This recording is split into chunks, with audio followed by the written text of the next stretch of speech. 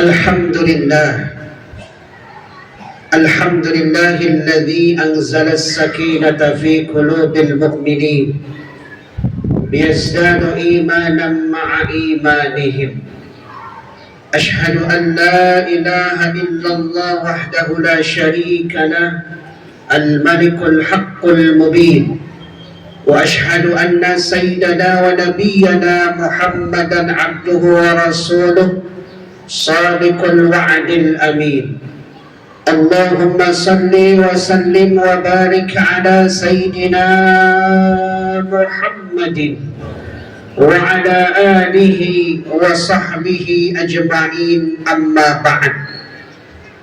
فيا عباد الله، أوصيكم ونفسي بتقوى الله وطاعته لعلكم تفلحون. فيا عباد الله، اتقوا الله حق تقاته ولا تموتن إلا وأنتم مسلمون. قال الله تعالى في كتابه الكريم وهو أصدق القائلين: أعوذ بالله من الشيطان الرجيم، بسم الله الرحمن الرحيم. يا أيها الذين آمنوا اتقوا الله حق تقاته ولا تموتن إلا وأنتم مسلمون. وقال في آية أخرى: يا أيها الناس اعبدوا ربكم الذي خلقكم والذين من قبلكم لعلكم تتقون. صدق الله العظيم وصدق رسوله الحبيب الكريم، ونحن على ذلك من الشاهدين والشاكرين، والحمد لله رب العالمين. معاشر المسلمين وزمرة المؤمinin rahimakumullah. Terlebih dahulu khatib mengajak kepada diri pribadi dan kepada jamaah sekalian untuk senantiasa meningkatkan kualitas keimanan dan ketakwaan kita kepada Allah Subhanahu wa ta'ala, tentunya dengan sebenar-benarnya takwa, yaitu imtisalu awamirihi wajtinabu nawahihi, menjalankan perintah Allah Subhanahu wa ta'ala dan menjauhkan larangannya. Karena hanya dengan keimanan dan ketakwaan kita kepada Allah Subhanahu wa ta'ala, pasti kita akan menggapai kehidupan yang bahagia dan hakiki, baik di dunia maupun di akhirat nanti. Hadirin jamaah salat Jumat yang dirahmati Allah Subhanahu wa ta'ala, di dalam Al-Quran Allah menggunakan 4 kata yang berbeda namun mengandung arti yang sama secara lughatan atau secara bahasa. Yang pertama, Allah menggunakan kata al-insan. Yang kedua, Allah menggunakan kata an-nas. Yang ketiga, Allah menggunakan kata al-bashar. Yang terakhir, Allah menggunakan kata Bani Adam. Secara bahasa artinya adalah manusia. Namun kenapa Allah menggunakan 4 kata yang sama secara bahasa?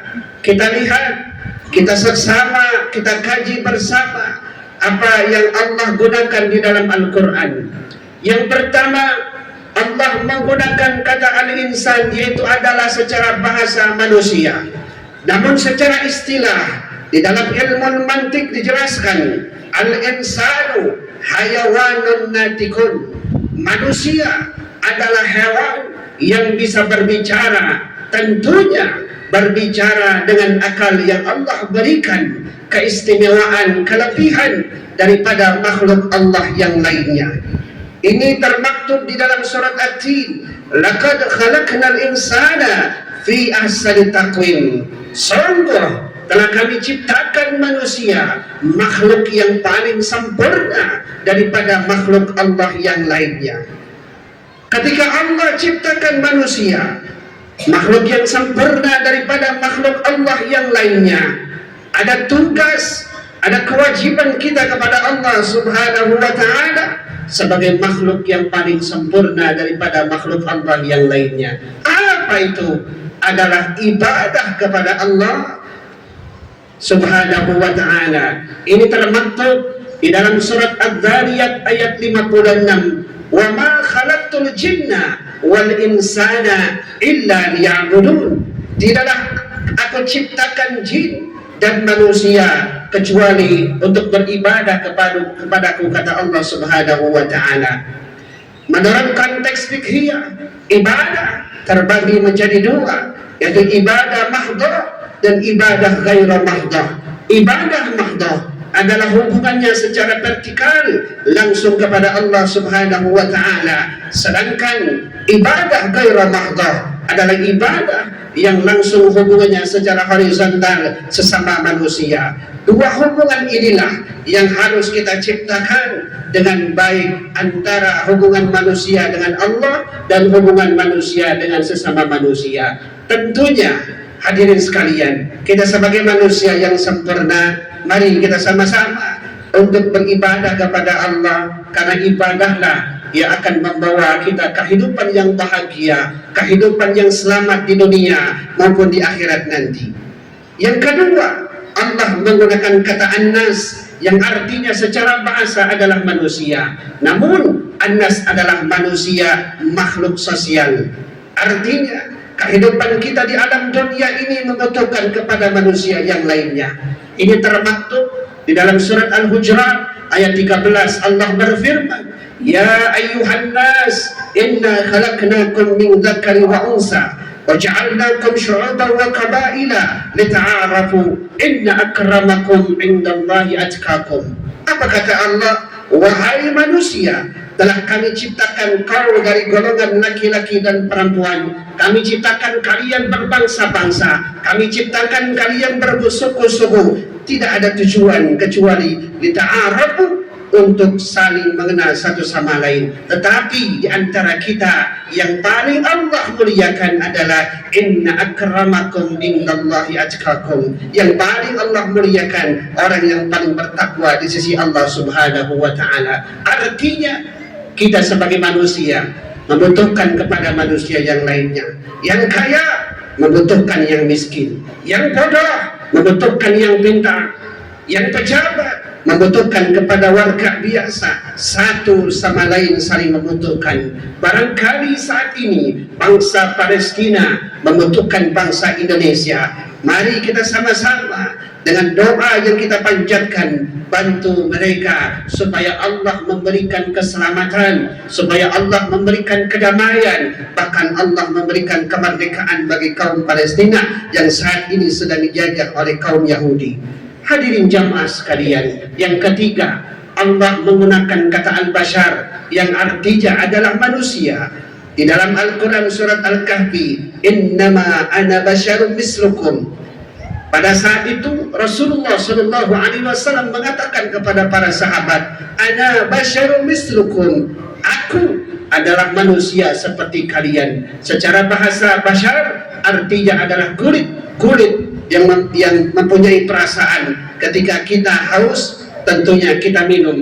Ketika kita lapar, tentunya kita makan. Sama Rasulullah Shallallahu Alaihi Wasallam, manusia biasa. Ketika lapar beliau makan, ketika haus beliau minum dan lain sebagainya. Namun yang membedakan kita dengan Rasulullah Shallallahu Alaihi Wasallam, segala amal perbuatannya, ucapannya, tindakannya, bahkan takrir, ketetapannya Rasulullah adalah wahyu. Sedangkan kita hadirin sekalian, jangankan takrir, jangankan diam, jangankan perbuatan, jangankan ucapan, kadang-kadang diam kita mengandung dosa kepada Allah Subhanahu wa ta'ala. Itulah bedanya kita dengan Rasulullah Sallallahu Alaihi Wasallam. Yang keempat, yang terakhir, Allah menggunakan kata Bani Adam yang artinya adalah manusia. Kita semua manusia, keturunan daripada Bani Adam, keturunan daripada Nabi Adam alaihi salam.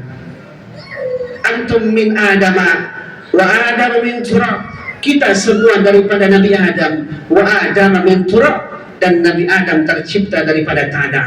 Artinya ketika kita hidup di alam dunia, Allah ciptakan dari tanah. Karena kita adalah keturunan daripada Nabi Adam, Ketika Allah ciptakan al-insan, Allah berikan tugas untuk beribadah kepada Allah. Ketika Allah ciptakan an-nas, manusia, untuk menciptakan hubungan satu sama lain, karena tidak bisa kita jauh daripada manusia lainnya. Ketika Allah ciptakan bashar, maka jagalah perasaan kita, jangan sampai kita menzalimi, menyakiti, bahkan memberikan satu ancaman kepada orang lain. Yang terakhir, kita semua yang hadirin akan kembali kepada tanah, karena ujung-ujungnya kehidupan kita adalah ke dalam kubur, ke tanah. Tidak ada yang tahu kapan kita akan wafat.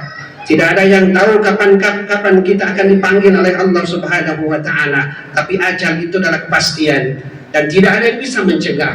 Kullu nafsin dha'iqatul maut, setiap yang bernyawa pasti akan merasakan kematian, dan tidak ada yang bisa mencegah kematian, siapapun itu.